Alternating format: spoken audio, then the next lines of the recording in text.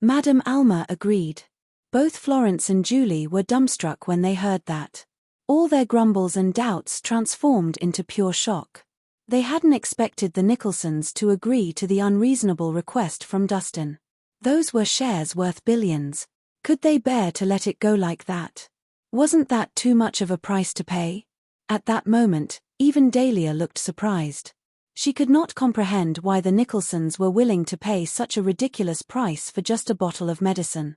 Since she's agreed, then get your grandmother to make a trip here to sign the papers. We'll make a fair transaction. Dustin smiled. He wasn't the least bit surprised by Alma's choice. He knew very well what people heavily reliant on Zitanium were like. They would never be able to resist the temptation. After all, the Nicholsons had trillions in asset. Sacrificing one company wouldn't hurt them too much. When Julian finally drove off, Dahlia could no longer hold back her curiosity. Dustin, what was that medicine you had with you? How did you manage to make Madame Alma buy it at such a ridiculous price? That was Zitanium. It's a type of chronic poison. But for Madame Alma, this is what she needs to stay alive. Dustin explained. So that's what it was. Dahlia nodded in understanding. No wonder the Nicholsons yielded to his absurd request. So it turns out that Dustin held Alma's lifeline in his hands. She had initially been worried that the Nicholsons would go back on their word and dismiss her from her position as chairman after reinstating her. But now that Dustin had gotten the shares of the company from them, there was no way they could do that anymore. The older a person gets, the more they value their life. To Madame Alma, paying several tens of billions to live another year amounts to nothing. Dustin smiled. This Zitanium, where did you get it from? Dahlia wondered. I intercepted it from Hank Hoffman, of course. Dustin wasn't one to hide his actions. Hank Hoffman? Astounded, Dahlia quickly understood what he meant. So you mean to say that you used what had originally belonged to Madame Alma to threaten her? You could say that. Dustin nodded. Dahlia and the rest of them were all rendered speechless. It was one thing to be greedy, but to threaten someone with what had originally been theirs without even having to give anything up for it was something else. Dustin was basically a con man. Despite being shocked, they had to admit that his ways were indeed effective. What followed next was a smooth transaction between both parties. When Alma arrived, she signed the papers that approved the transfer of shares to Dahlia without any hesitation. Once Dustin made sure that there was nothing wrong with the signed papers, he returned the Zitanium to her. Dahlia finally heaved a sigh of relief when she saw that the company's shares were now hers. From that moment on, she would have full control over Nicholson Corp. As for Florence and Julie, it would be an understatement to say that they were over the moon because they would also benefit from Dahlia's ownership of the company. Grandmother, do we give them the shares? Back in their car, Julian was very upset when he saw how pleased the group of them looked. I'll give it to them now. But we'll just wait and see if they're able to handle it.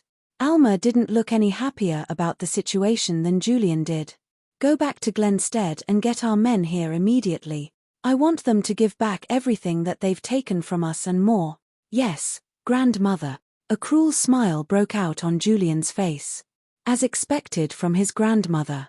She wasn't one to let anyone get the better of her. Dahlia and the rest of them were up for a tough time ahead.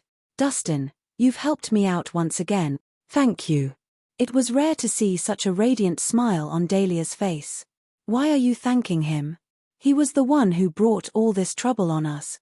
He was only doing what he needed to do to rectify the problem. Florence huffed. Exactly. Julie nodded. Dahlia, never praise your men too much. It gets to their heads. Hey, isn't it time both of you upheld your end of the deal? Dustin wasn't pleased by what he heard. Deal? What deal? They looked at each other quizzically. Don't go back on your word. We promised this. If you lose the bet, you'll have to bark like a dog, Dustin reminded. Who agreed to that? Why don't I remember ever agreeing on something like that? Do you recall this, Aunt Florence? Julie resorted to playing dumb. Of course not. After a slight pause, Florence promptly shook her head. Rhys, don't go around spreading lies. We never said anything like that. You're playing dumb, are you?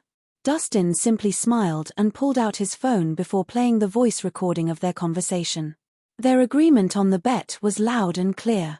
After listening to the recording, both Florence and Julie blushed a crimson red. They hadn't expected Dustin to record it. "Dahlia, there are things to handle in the company, so I'll be off now." Julie quickly wormed her way out.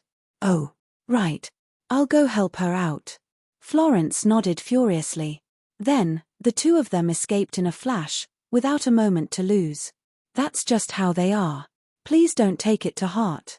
Dahlia was exasperated too. "Forget it. I'll let it slip this time. But only for your sake." Dustin appeared benevolent. "Thank you.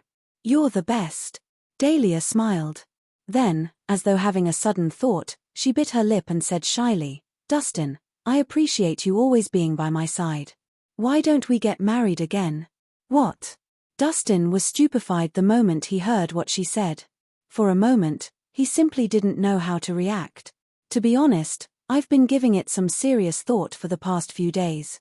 I had acted too rashly in the past. I'd like to make up for my mistakes, and I hope that things can return to how they were before." Dahlia had a serious look on her face. Because of how shy she felt, both her ears were flushed red, but still, she plucked up the courage to say the words that had been on her mind for quite some time. She just never found the right opportunity to say them. She knew that if she didn't say them now, someday he'd be taken by someone else. Dustin began to sweat profusely. Had it been in the past, he would have nodded straight away without a moment's hesitation, but now, things were different.